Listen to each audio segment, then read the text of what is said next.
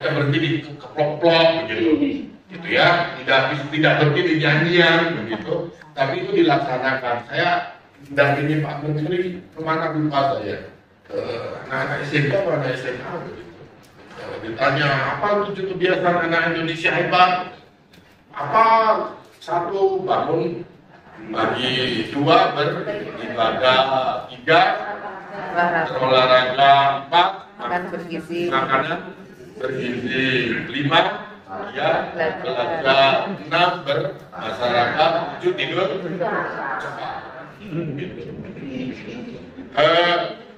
Apa untuk anak-anak di ada nyanyian macam-macam. Ketika ditanya Pak Menteri tadi pagi bangun jam berapa? Jam 6. Jadi memang sampai slogan. Maka saya waktu rapat rapim itu menyampaikan bahwa mungkin ini tidak hanya berhenti sampai slogan, tetapi menjadi bagian effort sekolahan untuk menerapkan 7 kebiasaan anak Indonesia hebat ini sebagai bagian dari budaya mereka.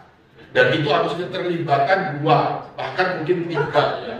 Pertama memang pihak sekolahan, kedua orang tua, yang ketiga tentu masyarakat. Nah gimana caranya mengontrol anak itu bangun pagi misalnya. Dan sekolah itu menjadi tahu bahwa anak itu memastikan anak itu memang benar-benar bangun pagi. Itu gak mungkin kan Bapak Ibu guru datangi rumahnya satu-satu gitu. Kan pasti orang tua kan. Dan pertanyaannya gimana agar sekolah itu paham. Ada macam-macam, ada yang buat jurnal, ada yang buat aplikasi dan seterusnya lah. Nah menurut saya ini harus menjadi bagian penting bagi mewujudkan anak-anak kita ini punya kebiasaan-kebiasaan yang baik.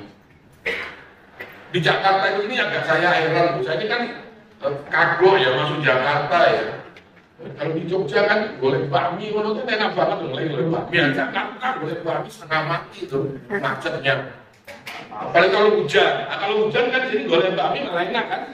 Ngomong, tapi macet bisa 3 jam 4 jam.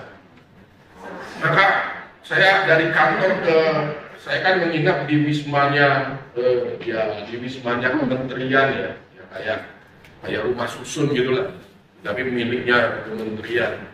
Kalau orang kaya mengatakan apartemen begitu, tapi kayak kita ini mengatakan ini rusun, kamar-kamar gitu. Nah, dari tempat saya ke rumah itu paling banter 10 kilo. Saya perjalanan kalau pulang kerja, akhir-akhir ini saya naik MRT itu, naik kereta gitu, itu lebih cepat paling 10 atau 15 menit. Cuma kalau naik mobil pulang kerja itu sampai 3-4 jam, 10 kilo, tekan Solo dari Jogja. Makanya orang Jakarta harapan hidupnya tidak terlalu tinggi itu mungkin karena stres di jalan. Kenapa di Jogja itu harapan tingkat kebahagiaan dan harapan hidup tinggi itu ya karena bisa sebahmi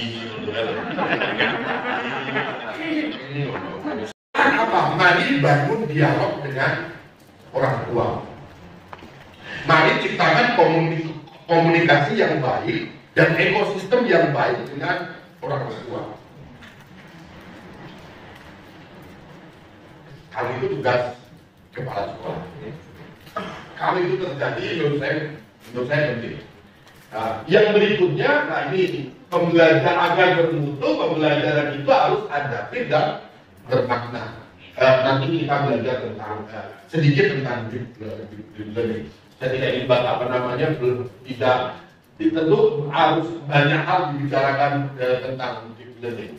Nah, agar pendidikan itu untuk semua, yang pertama ketersediaan layanan merata, pembiayaan pendidikan harus afirmatif, layanan pendidikan harus inklusif, ada pengembangan talenta unggul. Berita Kompas bulan awal Desember itu headline-nya 1% anak pintar Indonesia akan diberi beasiswa bersekolah dan bekerja di Singapura. 1% anak Indonesia ini ya banget. 1% anak Indonesia yang pintar, yang hebat, itu akan diberi beasiswa oleh Singapura dan bersekolah dan bekerja di Singapura ketika dia lulus. Siapa nggak tergiur bekerja di Singapura ketimbang bekerja di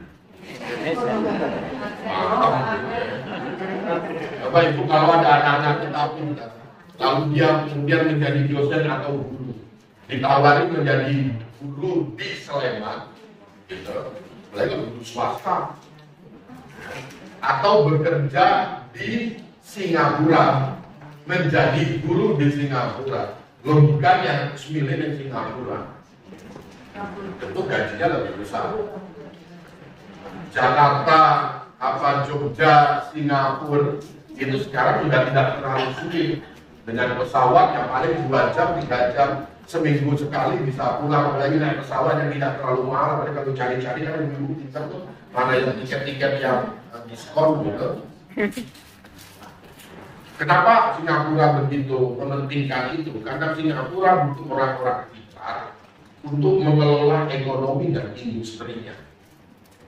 Itu kalau tidak diantisipasi oleh bangsa ini sudah kehabisan orang pintar ya. Saya punya data, nanti lihat betapa kita ini jauh sangat tertinggal dan itu butuh kemampuan dan kemauan. Next.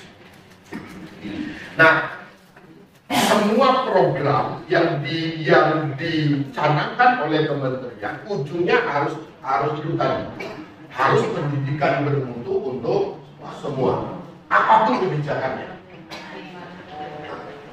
Sistem penerimaan murid baru hari Senin kelihatannya akan diluncurkan Permendikdasmennya hari Senin, dan kalau dirinya sudah tidak begitu banyak persoalan karena SPMB itu, sistem penerimaan murid baru itu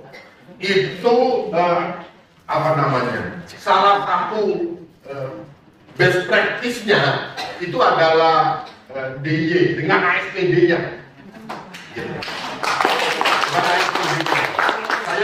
Makanya saya sering WA sama Pak Herman, Kepala Dinas. Saya minta konsepnya ASPD itu, karena kalau saya kan guru SMA ya, jadi nggak begitu. Karena di SMA kan baru tahun ini kelihatannya ASPD diterapkan. Kalau SD SMP kan sudah sudah beberapa tahun gitu. Dan itu kan digunakan untuk penentuan masuk ke jenjang berikutnya. Di zamannya Menteri kemarin Pak Nadiem Makarim begitu, DIY itu kan dianggap sebagai pelanggaran pembangkang. Saya mengatakan pengkhianat itu kok nggak keluar dari pembangkang. Iya betul. Ceritanya kan sampai kemudian ketemu dengan Karso Dalem kan untuk mencabut HSPD itu. Karena kan jawaban Karso Dalem kan jadi sederhana, suka rapopo ya, jadi istimewa kok gitu. Tapi memang melanggar dan juga pikirannya itu kan, saya pernah dialog sama Pak Amin itu di ruangannya kata sebelum diganti kepala Beskam itu. Memang logikanya bagus sih, pendidikan itu akan berhasil kalau dengan kesadaran, gitu. Jadi tidak penting tidak perlu ada ujian, gitu. Apalagi bentuknya kemudian model logika punishment, reward and punishment itu. Gitu.